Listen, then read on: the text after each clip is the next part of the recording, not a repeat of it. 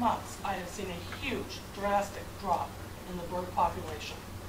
I have also seen trash, dirty diapers, broken bottles, beer cans, and other accoutrements such as millions of cigarette butts. They're just left there in the water. And you know, these people that are going there, even though they know it has been restricted, are the ones being selfish. And I don't kayak and I don't canoe, but I don't expect anyone to, you know, just say, well, just because you don't do that, you can't do it. That doesn't make any sense to me. Susan, you need to address the board. That was Susan Sanderson you just saw at the last public hearing about the public access to Berlin Pond. She has become the self-proclaimed spokesperson for environmentalists, apparently. And apparently she knows more about birds and wildlife than anyone else. How someone can come and stand in a public forum, I mean, she gave her name, it's me giving her name out, Susan Sanderson. There's nothing wrong with that because she spoke at a public hearing. There was, including mine, there was 3 video cameras filming her. She gave her name and she gave her town of residence. And one of the cameras was from the news, and the other was a camera that they record every select board meeting. So anything you say is a matter of public record. And so the fact that I'm mentioning her name, I have no worries there. I mean, I can say her name, Susan Sanderson. She's from Barre, Vermont, and she has become the face of the battle that is waging. And I tell you what, I don't mind that at all, because I will debate her any day of the week, because she just does not have any solid knowledge base of environmental issues or ecological issues. And for her to stand up and try to claim that she does, the more she talks, the more she gives herself away as someone that just doesn't. So let's go down and take a look. Let's see what we see down there. There's only one place where fishermen right now are able to legally access the pond, and that's at the culvert on the south end. So all the activity has been focused to that one location. So if there's this huge amount of trash, as Ms. Sanderson has claimed, we should be able to see some pretty good evidence of it right there. So come on, let's go. We'll take a look, see what we find. I'm walking up to the culvert. This is the only place where people can access it. There's some regulations there.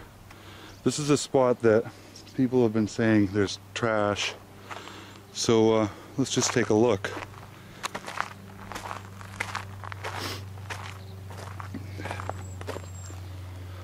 Oh, I see one cigarette butt there. I'll pick that up after. Don't really see much for trash though. I mean, anywhere you go, I guarantee you're going to find cigarette butts. I don't know if you can blame that on fishermen or not.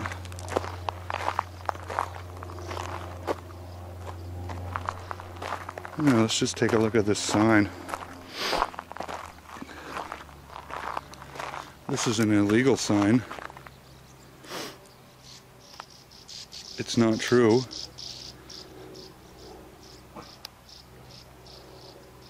It says you can be fined up to $25,000 or in prison for 6 months. And that is referencing an order from the Vermont Board of Health in 1926. According to the Vermont Supreme Court, that order became null and void in 1989. But as you can see, the signs are still in the water. This is water that's owned by all Vermonters, according to the Vermont Public Trust Doctrine that's in our Constitution. So I own this water, as well as all of my fellow Vermont residents. And yet, the city of Montpelier has its sign in my water. That's the only trash I see right now. It doesn't belong there. it needs to go. Now let's come over to the other side. This is where people launch. I see a couple of cigarette butts. I don't see anything in the water. I don't see any trash. That sign that I just showed you, there was the exact same sign was on that pole. Somebody took it. I assume it was a citizen. It's no longer there for whatever reason. But the pole is still there. That's trash. That needs to come out. This is my boat. This is my gear.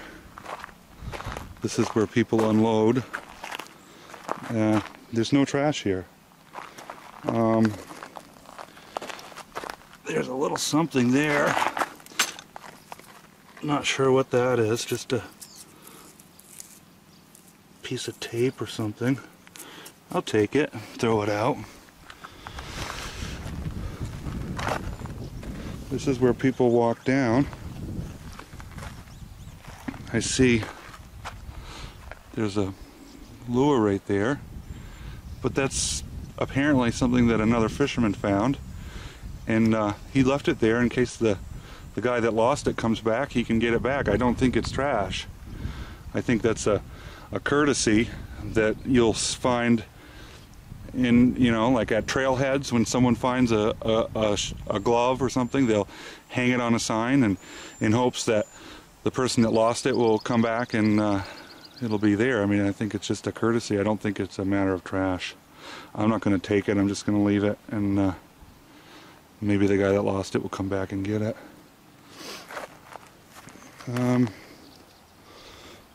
Yeah, that's about it. I mean, the water's clean, the shoreline's clean, there's no trash here, and this is the way it's been every time I come here.